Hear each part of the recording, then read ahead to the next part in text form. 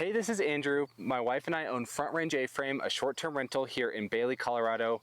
We just finished construction on this custom hanging stargazing net. Let's go into a quick video on how we built it.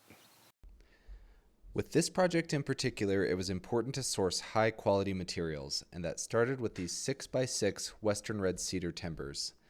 The size of these is definitely overkill, but I really like the look of oversized posts and beams.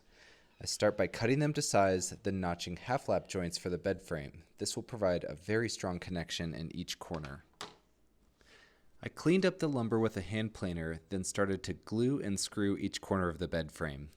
Each corner got a stainless steel eye bolt, which further strengthens the corner joint and provides a very strong hang point for the bed frame.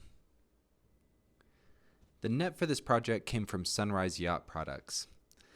It was really important to us that the net be comfortable, durable, strong, and it had to look good.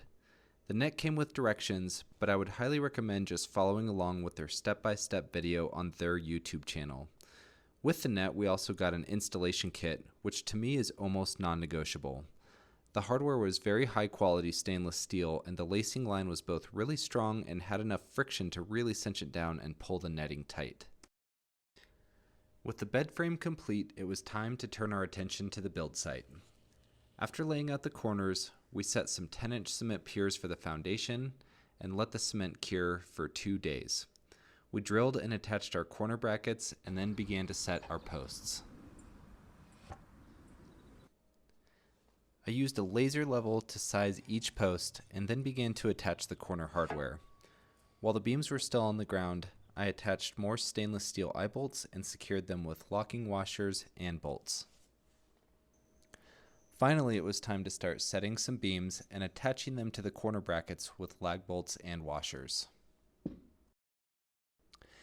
Each corner got 2 diagonal braces, which really helps with the stability of the structure. Then it was time to move the bed frame into position. This bed frame was surprisingly heavy, and in hindsight I think we could have used some smaller lumber. I think if I was going to do it again, I might use 4x6 Western red cedar instead of the 6x6. We sized our steel cables to ensure that the bed frame would hang at a comfortable height off the ground, and then we permanently attached them to the upper eye bolts.